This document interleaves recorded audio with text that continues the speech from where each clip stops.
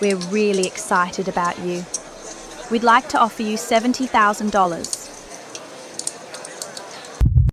Ah, 70,000. Your stomach does something weird, not quite excitement, not quite disappointment. And before you can think, your brain is already calculating, That's more than I'm making now. I don't want to seem greedy. What if I counter and they pull the offer? Maybe I should just say yes. 70,000. 3 seconds later, Yeah, that sounds great. I accept. what you don't realize is that in those 3 seconds, you might have just left $15,000 on the table. Not because you're bad at negotiating, not because you don't deserve more, but because your brain just got hijacked by a number. Welcome to Book Takeaways for Professional Growth, where we turn the books you wish you had time to read into insights you can actually use. I am your host, Sophia.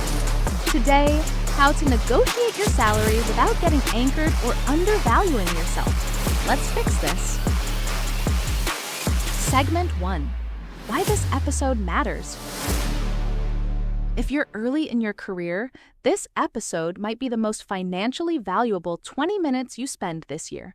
Here's why.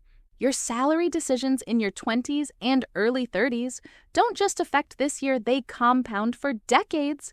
That first underpaid job, it becomes the baseline for your next offer, which becomes the baseline for the one after that. An extra $10,000 now isn't just this year's bonus, it's 30 years of raises, promotions, and opportunities built on a higher foundation. Over a career, we're talking about hundreds of thousands of dollars in lost earnings from one conversation. But here's what most people get wrong. They think salary negotiation is a confidence problem. I just need to be braver. I just need to ask for what I'm worth.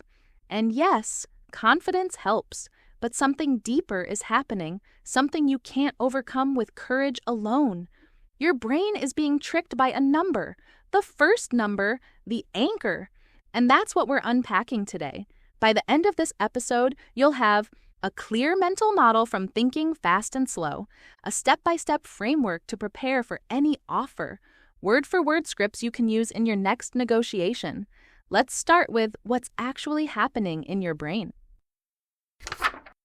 Segment 2. The concept, what anchoring is. Here's the core idea.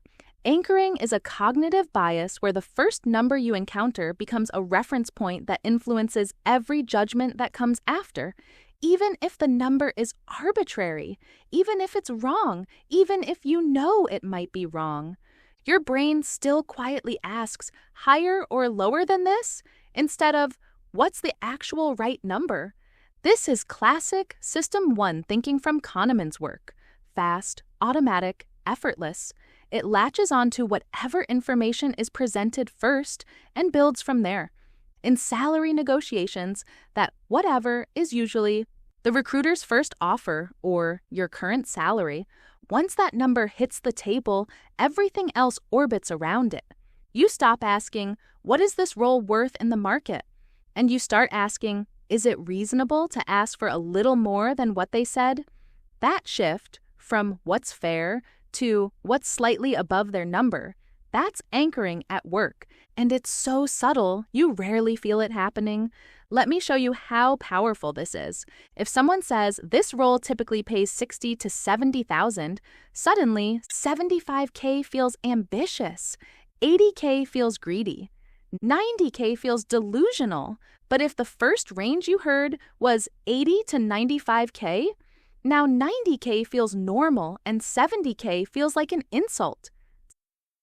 Same person, same skills, same job market.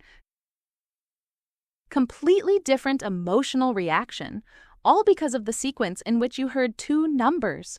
That's anchoring. And in negotiation, whoever sets the anchor first has enormous power. The question is, are you going to let them set it, or are you going to set your own? Segment 3. The story. Two candidates, different outcomes. Let me walk you through a story. Two candidates, same role, same company, both qualified, both smart. Meet Alex and Jordan. Alex, letting the company set the anchor. Alex gets the call from the recruiter. We're excited to bring you on at $68,000. Behind the scenes, the company budgeted up to $82,000 for this role. But Alex doesn't know that. Alex's System 1 hears $68K, that's $8,000 more than I make now. That's a good jump. System 2, the slower, analytical part that should be asking, what's the market rate, never fully engages. Alex says yes, feels relieved, maybe even a little proud. Flash forward 6 months, a colleague casually mentions they started at $78,000 in the same role. That relief turns into resentment. Jordan, setting their own anchor. Before the interview process even started, Jordan spent an hour doing research, checked salary ranges on Glassdoor, levels.fyi, pay scale, talked to 2 people in similar roles, noted that the market range for this job at this level, in this city, was $75,000 to $90,000. Jordan wrote down 3 numbers. Walkaway number, $74,000. Below this, not worth leaving current role. Target number, $82,000. Fair based on research. Stretch number, $88,000. Optimistic but grounded. So when the recruiter calls and says, we'd like to offer you $68,000, Jordan doesn't panic. Jordan's brain still feels the pull of that anchor, but there's another anchor already in place, Jordan's own numbers. Jordan responds, "Thank you, I really appreciate the offer and I'm excited about the role. Based on my research into similar positions in this market and the scope we've discussed, I was expecting something in the low to mid-80s. Is there flexibility to move in that direction?" The recruiter goes back to the hiring manager, comes back at $80,000. Same company, same budget, same role. Alex, $68,000. Jordan, $80,000. That's a $12,000 difference in year 1. Over 5 years of raises and bonuses, that gap becomes $70,000 or more. Did Jordan suddenly become more deserving? More skilled? No. Jordan simply didn't let the company's anchor become the only anchor in the conversation. Segment 4. The framework. How to avoid getting anchored. So how do you become Jordan instead of Alex? Here's a 4-step framework you can use before any salary conversation. Step 1. Set your own anchor before they do. System 1 loves the first number it hears, so give it your number before you ever hear theirs. Do the research. Look up salary ranges for your role, level, and location. Use Glassdoor, PayScale, levels.fyi. Talk to 1 or 2 people in similar positions if possible. Factor in your specific experience and skills. Then write down 3 numbers. Walk away the minimum that makes sense for you. Target what you believe is genuinely fair based on data. Stretch a confident but realistic high end. Those are now your anchors. You're not entering the conversation empty-handed, waiting to be told your value. Step 2, separate the number from my worth. This is critical. A huge trap in negotiation is fusing the salary number with your self-worth. If they offer less, I must not be good enough. If I ask for more, I'm being greedy. That emotional fusion makes anchoring even more powerful. Reframe it. This number isn't about my value as a person. It's about the market value of a specific role with specific responsibilities in a specific context. You're not begging for validation. You're collaboratively calibrating what's fair for the position. Step 3. Script your response to their anchor. You already know they're going to drop a number at some point. Plan for that moment so System 1 doesn't panic and blurt out, yes, before System 2 can engage. Use this structure. 1. Acknowledge positively. 2. Re-anchor with your range. 3. Ask an open question. Example. Thank you. I really appreciate the offer and I'm genuinely excited about this opportunity. Based on my research and the responsibilities we've discussed, I was expecting something in the range of your target to stretch. How much flexibility is there? Now their number is no longer the only anchor. You've placed your own on the table. Step 4. Prepare for loss aversion. Even with all this preparation, there's another force at play: loss aversion. The fear of losing the offer can feel twice as strong as the excitement of gaining more money. So before the call, ask yourself, if I negotiate and they say no, what actually happens? If I accept too quickly and later discover I was underpaid, how will I feel? Which scenario would you regret more? Most people regret accepting too fast far more than asking and hearing, we can't go higher. Knowing that ahead of time keeps loss aversion from silently controlling your decision in the moment.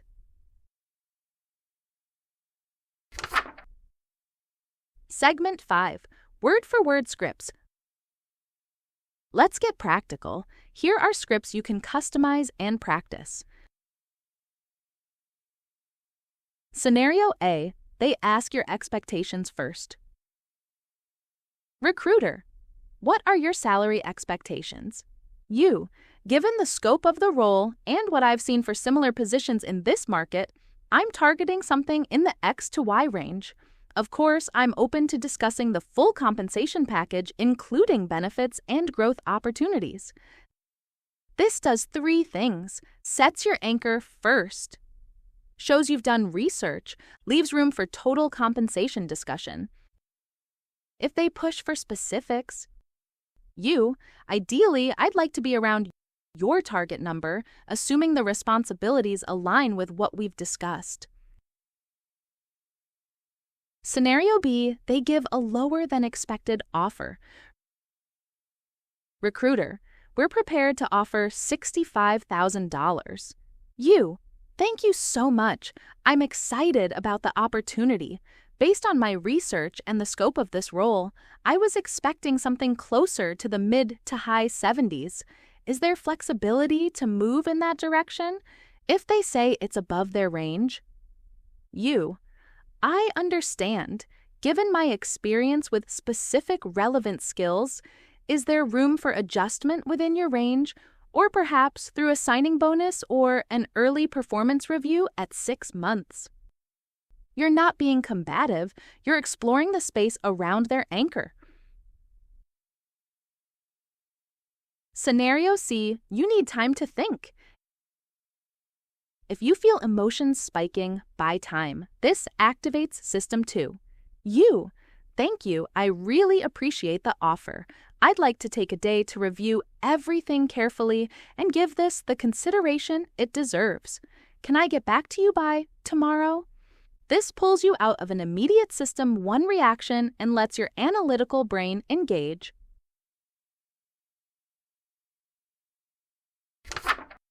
Segment 6. Your action step. Let's make this concrete with something you can do this week, even if you're not actively job hunting. Your action. Take 20 minutes and define your 3 numbers for your current role in today's market. Walk-away number. Target number. Stretch number. Then write down one script you'd use if someone asked, "What are your salary expectations?" Practice saying it out loud, just once. Not perfectly, just once. You've now set your internal anchor, reduced the power of someone else's number, given your future self a script to use when emotions spike. That's how anchoring stops being an invisible force working against you and becomes a tool you control. In Thinking Fast and Slow, Kahneman shows that our brains aren't neutral calculators. They're pattern matchers and story builders. They latch onto the first number, the first impression, the first frame, and build everything around it. You can't turn that off, but you can decide which number they start with. In salary negotiations, it starts with a number. Make sure it's not just theirs. If this helped, share it with someone heading into a negotiation or someone you know is underpaid. It might change what they accept for the next decade of their career. Next episode, we're diving into the halo effect and hiring, why your gut is terrible at judging people, and how that affects both who you hire and how you're evaluated. This is Book Takeaways for Professional Growth. Thanks for listening. See you next time. Let us know in the comment if we delivered on our promise to tell it like you've read it. If you found value in this episode, please share it to friends who might also benefit from this book takeaway. Subscribe and follow so you wouldn't miss the next one. Keep growing.